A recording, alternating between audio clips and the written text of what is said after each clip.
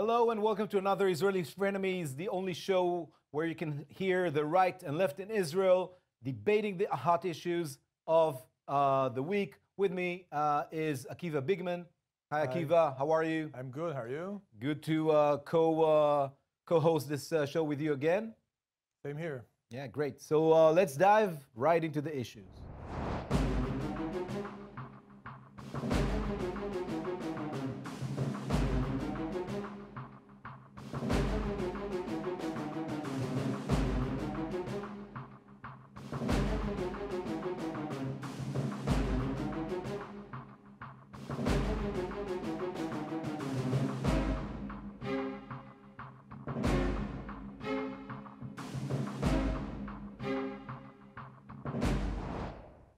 So this week was a remarkable week for Israeli politics. In the beginning of the week, it was almost certain that Israel is going for early elections as early as this coming June, when there was an internal debate within the Netanyahu coalition between the Haredi, the ultra-Orthodox parties, demanding that there'll be a law making them not going to the military service. On the other hand, the Minister of Defense, Mr. Lieberman, saying he will not vote for such a law. And Netanyahu in the middle, who seemed not very keen to maintain his coalition, unlike most prime ministers usually do. They want to maintain the coalition, want to stay in power. The reason was, or at least explained, he's deep in investigations. He wants to have elections before the Attorney General decides on whether or not to indict him. And the general notion is that he is going to indict him.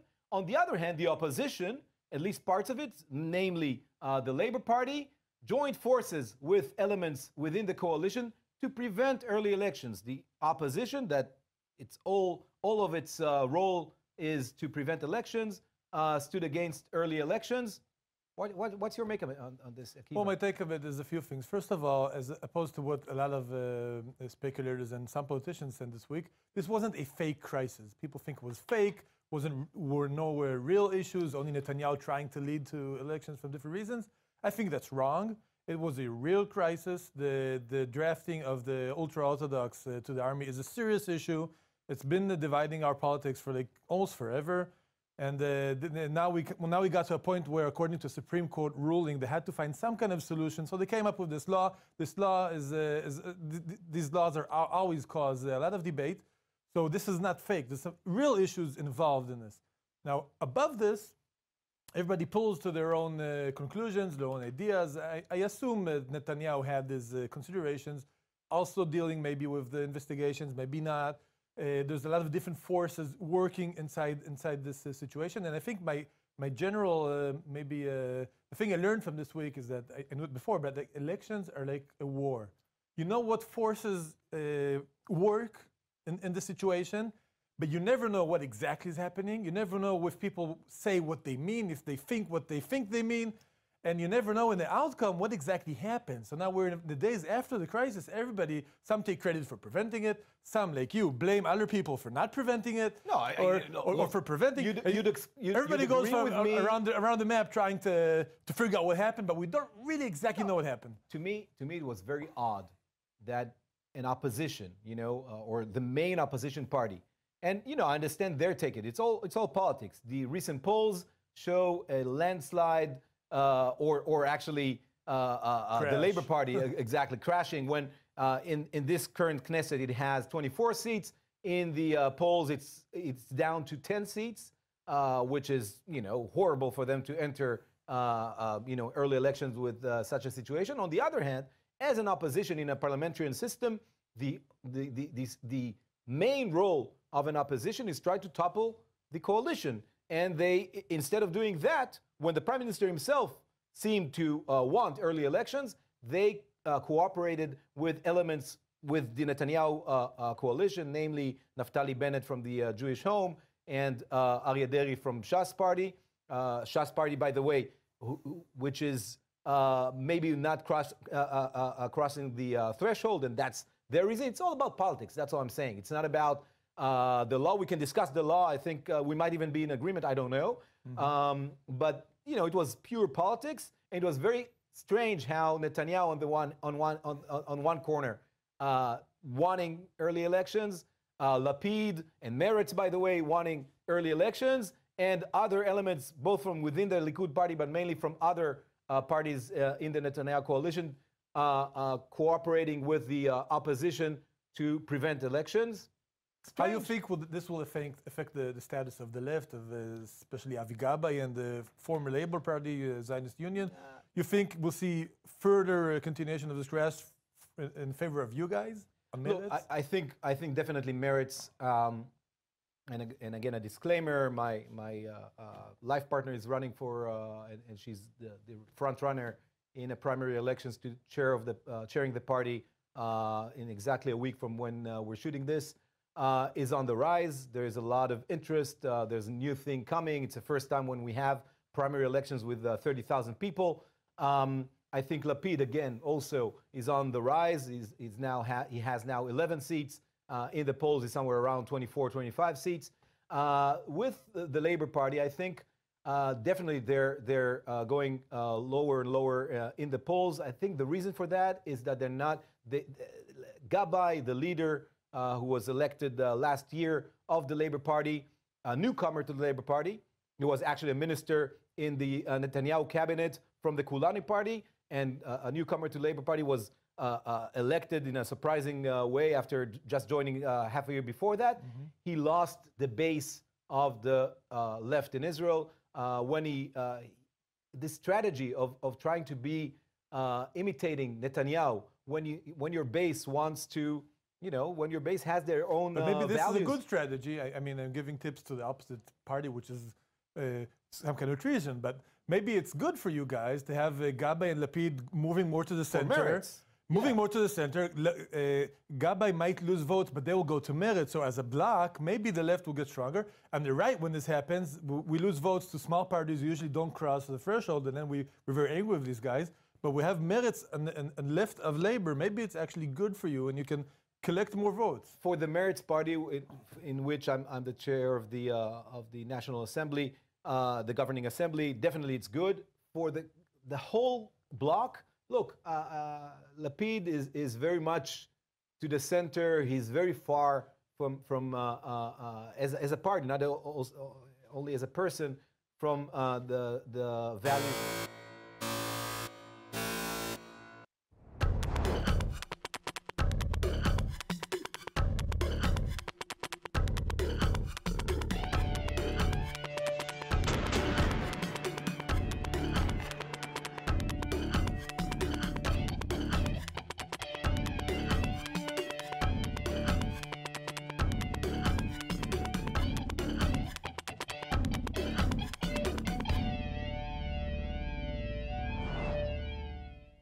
Well, terror strikes again around the Gaza Strip. There were some explosives that exploded in an offense today, and there were a few weeks ago again, and some IDF soldiers were wounded. And this brings us to the topic of what's going on in Gaza.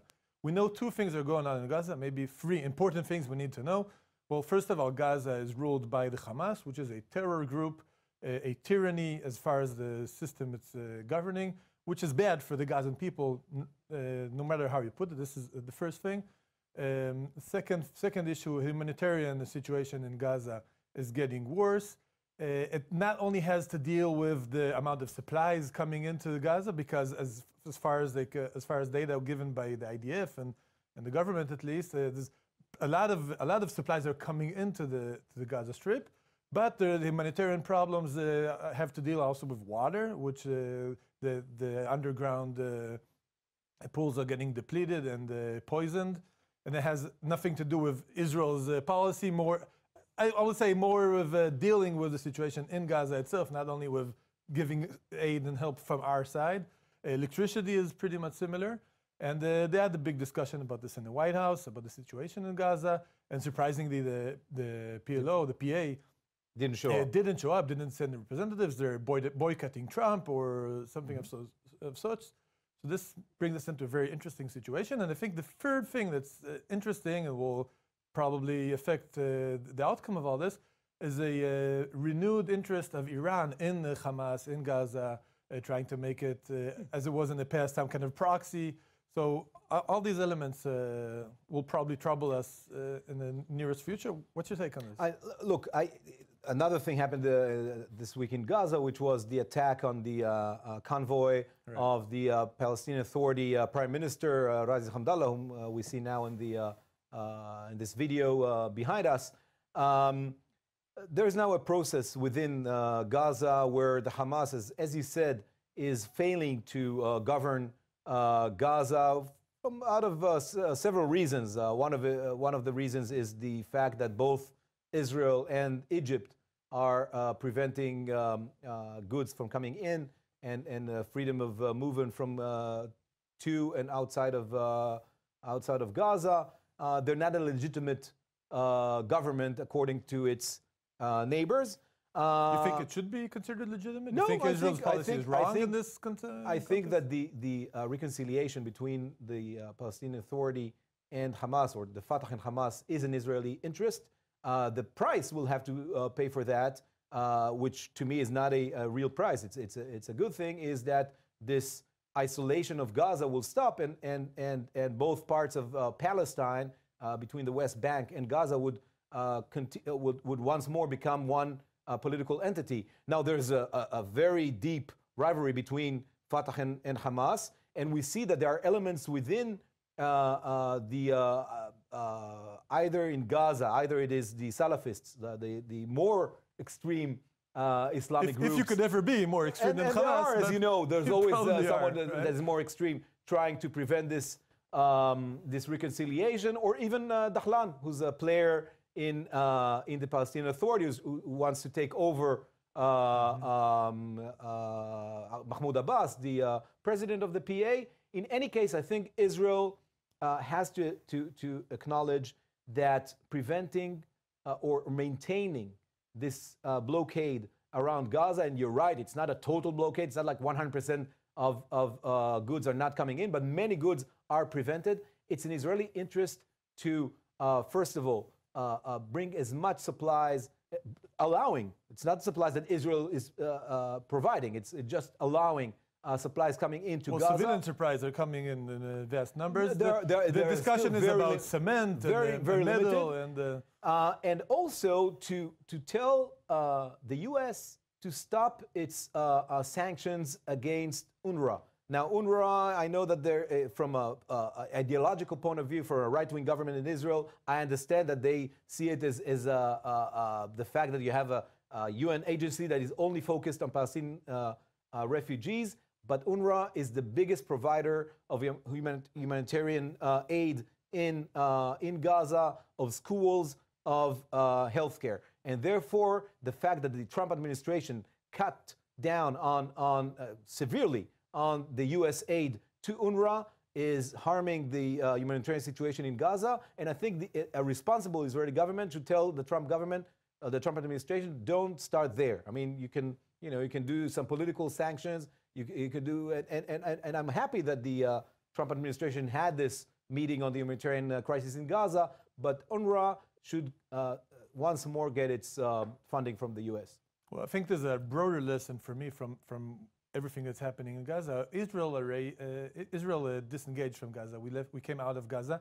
Everybody who supported this move hoped this will help create more democracy in Gaza.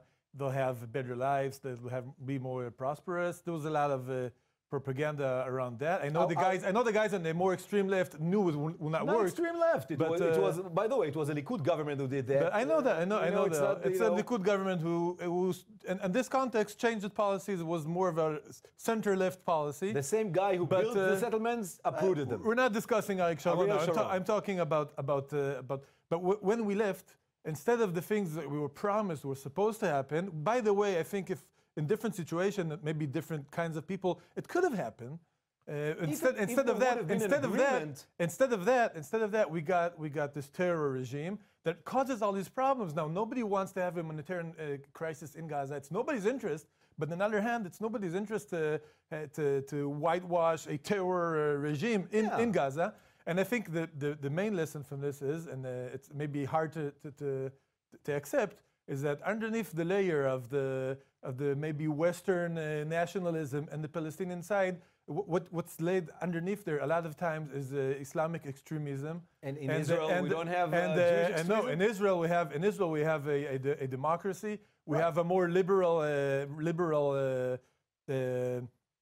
point of view. There's more basic culture basic for democracy.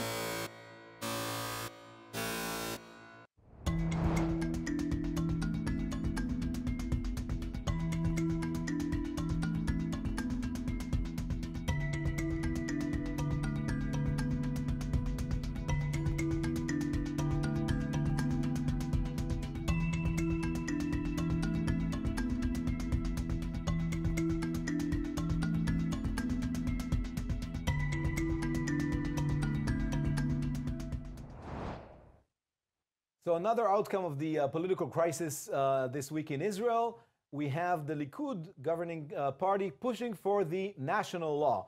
Now, the national law, which is, according to its drafters, is talking about declaring that Israel is the Jewish national homeland. Sounds like, apple pie and motherhood. Sounds perfect. Who would be against that?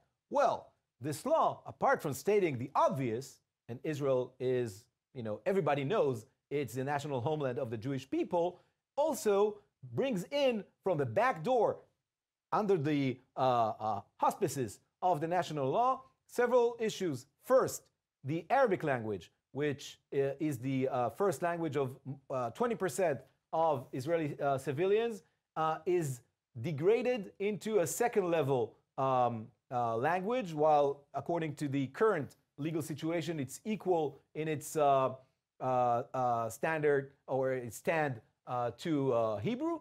Second issue, which bothers me even more, is that it's allowed now to have Jewish-only communities, meaning that if you're non-Jew, you can't be part of a community, whether it is a settlement, a moshav, a kibbutz, or a small town. Jewish-only communities, I think that's bad. I think it's not only is it not democratic, obviously, how can you have a democratic state which says a community to only one ethnical group, but also I think it's not Jewish. I think the lesson we learned from years in exile, years living as a minority in overwhelmingly either Christian or Muslim countries, is that we should be treating, as the Torah even commands, treating the minorities between us equally. And I think that's both of these elements of degrading the level of the Arabic language and this Jewish-only communities, I think should be taken out of this law. And I don't think this law is needed in any case. It's obvious that Israel is the national Jewish homeland. Well, there's a few things I want to say about this. Well, first of all, I think people need to understand the context of this law. Israel has no constitution. No constitution for Israel. Instead, we have a set, I think, 13 laws that are considered basic laws. Right. Some of them, most of them, consider the way the government system runs. There's a basic law of the Knesset, of the government, etc. And there are a few basic laws that actually entered into Israel some kind of a progressive idea of a constitution. The laws dealing with human rights. And these laws, according to these laws, the Supreme Court, which has become very activist in the last 20 years, has used these laws to cancel and overrun several decisions of the Knesset. Some of them are canceled firsthand, straight on. Some of them, during the process, the Knesset cancels them or changes them while they move. And the reason why the people presented this law is to in some way change the balance inside the so-called constitution we don't have, and to have a basic law of dealing with the identity of Israel as a Jewish state to balance the basic law of human rights. That's their idea. I wish there were. I wish there were. Let me finish, because because I will surprise you, everybody, I think. I oppose this law. And I oppose this law from one simple reason. Well, first of all, most of its elements already appear in laws, some of them basic laws. Right. Laws dealing with language, laws dealing with aliyah of Jews, immigration to Israel, several other things are in the law, in basic laws already. Now, the problem is that if your problem or my problem is an activist Supreme Court who overrules the Knesset too much and changes the balance of democracy into institutions, if that's your problem, so the solution cannot be to have another law which is considered a basic law, which will basically give more power to the courts. Because what will happen now? Now you have appeals to the Supreme Court saying, hey, this law is against the character of Israel as a Jewish state because the Prophet Yeshaya said something about social justice, which he did, or said something else about the other. So you say, so give them we give them new tools, more tools, more power. Now the basic laws we have already, you have to have some kind of person who was hurt to appeal. There's a guy who was hurt, his human rights were hurt, then you can appeal. Now you just have to appeal because of the character of Israel. The character of Israel is very dangerous, and the guys in the court, when you read what they think about being Jewish, they take it from more of a progressive, maybe reformed Jewish idea, and they will say, well, a Jewish state means to be a social, a more egalitarian, progressive state, and then they'll cancel almost anything that goes in the Knesset. I think this is a tremendous mistake of my camp, and you guys will be happy in the end. First of all, I think this whole notion of portraying the Israeli judiciary as this hostile body that only wants to change everything the Knesset legislates, I think it's a distorted notion.